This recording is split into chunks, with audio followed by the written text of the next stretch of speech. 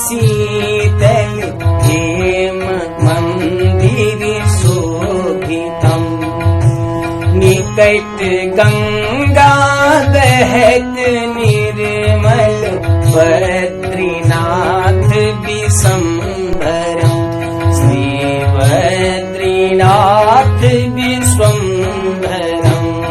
ओम गणेशाय नमः। धर्म बुक में आपका स्वागत है और मैं हूं जर्नलिस्ट डॉक्टर हरीश चंद्र लखेड़ा। अयोध्या एक धाम है या तीर्थ? ये भगवान राम का जो मंदिर है वो धाम उसको कहा जाए, ये क्या कहा जाए? हिंदू या सनातन जो हमारी संस्कृति है या जो धर्माचार्य हैं या धार्मिक पुस्तकों में क्या कहा गया है, उसी पर मैं आपसे बात करूंगा। लेकिन तब तक आपसे अनुरोध है कि मेरे इस चैनल को, ये जो नया चैनल आया धर्म, इसको सब्सक्राइब कीजिए। एक जो बेल आइकॉन है उसको भी दबा दीजिए। इसके अलावा मेरे 2 और चैनल है, हिमालय लोग और न्यूज़ चैनल है एशिया न्यूज़, उसको भी देखिएगा। तो अब बात करते हैं कि अयोध्या एक धाम है या तीर्थ। ओम गणेशाय नमः। धर्म बुक में आपका स्वागत है और मैं हूं जर्नलिस्ट डॉक्टर हरीश चंद्र लखेड़ा। अयोध्या को हम धाम कहेंगे या तीर्थ कहेंगे? केदारनाथ जी, बद्रीनाथ जी या सेतुबंधु रामेश्वरम में जो रामेश्वर धाम है, या पुरी है, या प्रयाग है, या काशी है, मथुरा है, इन सब में तीर्थ है या धाम? मुझे लगता है बहुत लोग नहीं जानते। आप सब जानते कि ये तो इतना जानते हैं कि हमारे तीर्थ स्थल है, लेकिन ये धाम कहेंगे या तीर्थ कहेंगे, तकनीकी मुद्दा है। आप सोच रहे हैं धाम मुख्यतः 4 धाम है हिंदुओं के। आदि शंकराचार्य जी ने इन धामों को स्थापित किया था, यानी उनको मान्यता ये दी थी कि आप धाम कहे जाएंगे। थे पहले से। उत्तर में केदारनाथ जी के बगल में आप जानते होंगे बद्रीनाथ जी, इसके अलावा है रामेश्वरम, इसके बाद पूरब में है पुरी और पश्चिम में है द्वारका। 4 धाम हमारे हो गए। जो 4 धाम भारत की होती है वो इन धामों में होती है। वैसे एक हिमालय के 4 धाम भी कहे जाते हैं, वो है यमुनोत्री जी, गंगोत्री जी, केदारनाथ जी और बद्रीनाथ जी। ये 4 धाम हो गए। इसके अलावा और ज्योतिर्लिंग होते हैं, 12 ज्योतिर्लिंग। इसमें केदारनाथ जी हैं, इसके अलावा आप नासिक में गए होंगे, उसके अलावा आप काशी विश्वनाथ मंदिर, या 12 धाम है, वो 12 ज्योतिर्लिंग आप जानते होंगे। लेकिन अब मैं बताऊं तीर्थ कौन है। तीर्थ में आते हैं प्रयाग है, काशी है, मथुरा है, अयोध्या है। इस तरीके से लगभग 7-8 हमारे तीर्थ होते हैं, और धाम और तीर्थ। अब क्या फर्क है दोनों में? जी हाँ, कुछ फर्क तो होगा, कुछ अंतर तो होगा। धाम उनको कहा जाता है कि जहां पर भगवान अपने ध्यान चित्त में, उनका एक ही मंदिर होगा, उस मंदिर में, उस धाम में एक होगा, वो विराजमान है अपने ध्यान में, एक छोटी दायरे में, वो एक मंदिर के भीतर है, उनका घर है।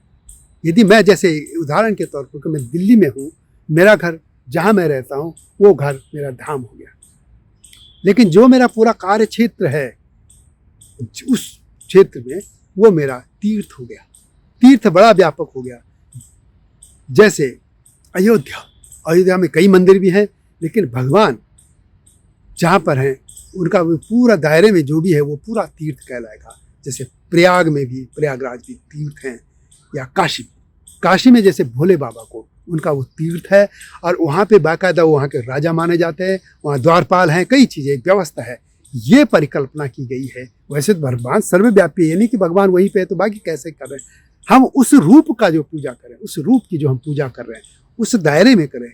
यदि हम बद्रीनाथ जी की पूजा कर रहे हैं तो हम उस दायरे में करें कि भगवान यहाँ पे, ये नहीं कि बद्रीनाथ जी के समय भगवान किसी और जगह नहीं है। नहीं, हम जिस रूप को पूजा कर रहे हैं तो वहाँ पे जो पूजा हो रही है, यानी जो अयोध्या का रूप है, अयोध्या में भगवान राम राजा भी थे, राजा के दरबारी भी होंगे, उनका पूरा शासन है, तो उस पूरे जो क्षेत्र है उसमें उनका राज चलेगा। यानी राज का मतलब हम उसको भगवान के राम राज की तरफ चलेंगे। उनके मंत्री भी होंगे, पुरोहित तो हैं ही, इसके अलावा दरबान भी होंगे, सब कुछ होंगे वो उनका तीर्थ हो गया। तो जिसमें वो कर्म भी करते हैं वो पूरा तीर्थ हो गया, और जहाँ पे वो अपने अध्यात्म में लीन होते हैं, ध्यान चित्त होते हैं, वो धाम होता है।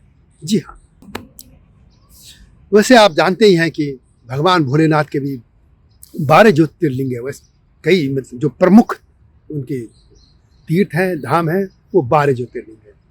इसी तरह माँ भगवती के जो रूप हैं, उनकी जो शक्तिपीठ हैं वो भी 52 है।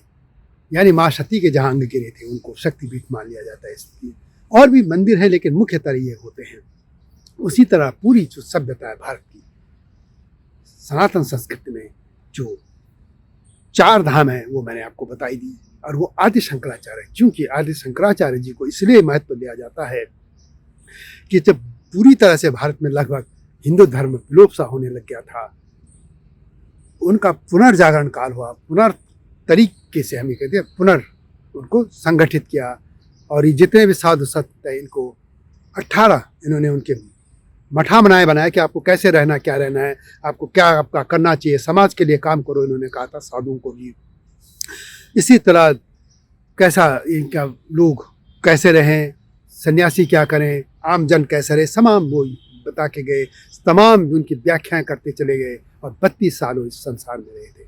तो उनको सबसे बड़ा प्रतिष्ठित जो आचार्य उनको माना जाता है शंकर, और उनकी बात को हिंदू धर्म में सबसे महत्व उनकी बात को दिया जाता है। इससे 4 जो धाम वो गिना गए कि 4 धाम, उन्होंने 4 मठ भी नहीं क्षेत्र में बनाए थे, तो वो आदि शंकराचार्य जी के बनाए थे, यानी उन्हें मान्यता दी थी। और तीर्थ पहले से भी थे, ये तमाम तीर्थ थे। अयोध्या धाम नहीं, बल्कि अयोध्या का जो भगवान का मंदिर होगा वो एक धाम होगा। जो मंदिर है वो धाम, लेकिन पूरा क्षेत्र अयोध्या का वो तीर्थ होगा। जी हाँ, वीडियो कैसी लगी कमेंट में से लिखिए। मिलता हूँ नए मुद्दे के साथ, नए विषय के साथ। तब तक ओम नमः शिवाय। माँ भगवती आपका कल्याण करे।